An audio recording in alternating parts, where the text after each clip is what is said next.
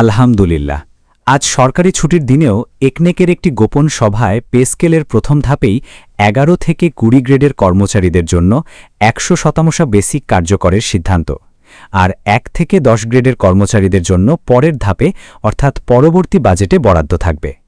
কোন গ্রেডে কত বেতন দেখতে সাথেই থাকুন।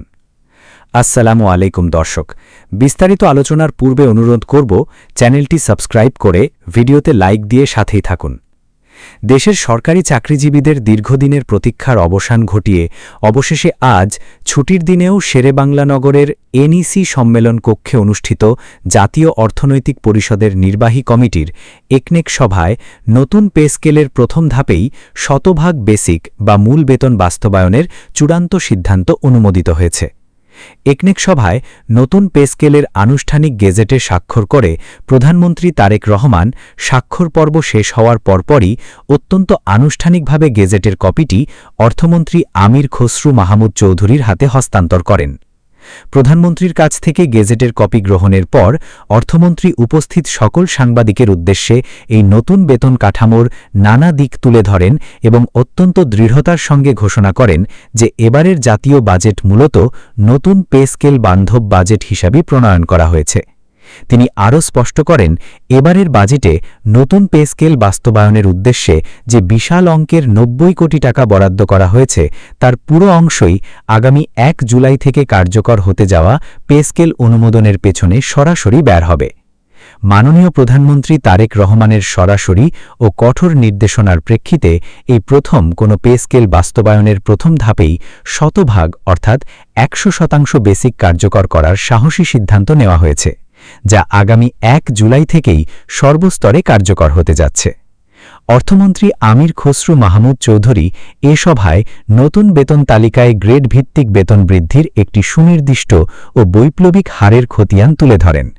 তিনি জানান, সরকারি আমলাতন্ত্রের উচ্চ ও মধ্যম স্তরে সমন্বয় সাধন ও কাজের গতিশীলতা বাড়াতে প্রথম থেকে ১০ম গ্রেড পর্যন্ত কর্মকর্তাদের মূল বেতন পূর্ববর্তী স্কেলের তুলনায় ১ লাফে ৪৫% বৃদ্ধি করা হয়েছে।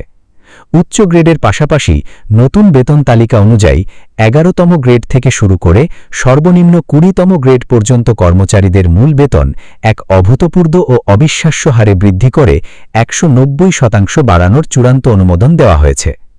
অর্থমন্ত্রী অত্যন্ত স্পষ্ট ভাষায় উল্লেখ করেন যে শুধুমাত্র মূল বেতনের দিকে নজর দেওয়া হয়নি, বরং বর্তমান জীবনযাত্রার ব্যয়ের সঙ্গে সামঞ্জস্য রেখে এই পে স্কেলের অধীনে থাকা সকল প্রকার ভাতার পরিমাণও একযোগে ৬০% বৃদ্ধি করার সিদ্ধান্ত অনুমোদিত হয়েছে। এর ফলে বাড়ি ভাড়া, চিকিৎসা ভাতা, যাতায়াত ভাতা সহ অন্যান্য সুযোগ সুবিধা বর্তমান সময়ের প্রয়োজনীয়তা পূরণে সহায়ক হবে। সরকারের সর্বোচ্চ স্তর অর্থাৎ প্রথম গ্রেডের কর্মকর্তাদের নতুন মূল বেতন নির্ধারণ করা হয়েছে ১,১০,৫০০ টাকা। অর্থাৎ এই গ্রেডগুলোয় আগের বেতনই আছে, তাই আমরা একবারে ১০ থেকে ২০ গ্রেডের বেতন দেখব। ১১তম থেকে ২০তম গ্রেডের কর্মচারীদের বেতনে ১৯০% বৃদ্ধির প্রতিফলন ঘটেছে।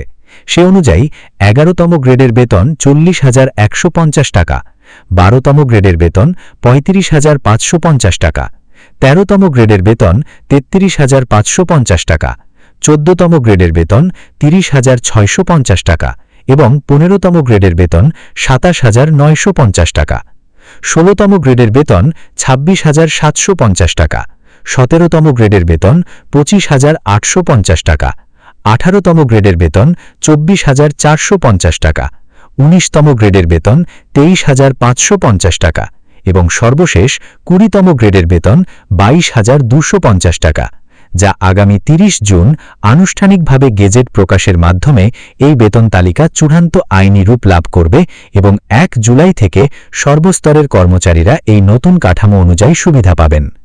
কর্মচারীদের সুবিধার্থে পেনশনের হার ১ লাফে ১০০% বাড়িয়ে ঐতিহাসিক সিদ্ধান্ত গ্রহণ করা হয়েছে, যা সরকারি চাকরিজীবীদের জন্য অবসরে যাওয়ার পর বিশেষ সুবিধা দেবে।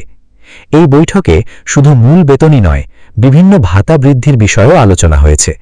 সরকারের ১১ থেকে ২০তম গ্রেডের বেতন আগে বাড়াতে তারা আগে থেকে সুবিধা পাবে। ১ থেকে ১০ গ্রেডের কর্মকর্তারাও সুবিধা পাবে, তবে তারা পরবর্তী বছর অর্থাৎ ২০২৮ সাল থেকে এই সুবিধা পেয়ে থাকবে। এবার ভাতার বিষয়ে আসা যাক। চিকিৎসা ভাতা, বাড়ি ভাড়া ভাতা, যাতায়াত ভাতা এবং শিক্ষা সহায়তা ভাতাসহ বিভিন্ন সুযোগ সুবিধা বাড়ানোর প্রস্তাব দেওয়া হয়েছে। তবে কত ভাতা বাড়ছে এই সম্পর্কে এখনও আমাদের কাছে স্পষ্ট কোনো তথ্য আসে নাই, তাই আমরা এই তথ্য আপনাদের জানাতে পারছি না।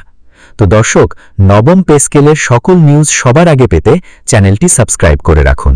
ধন্যবাদ।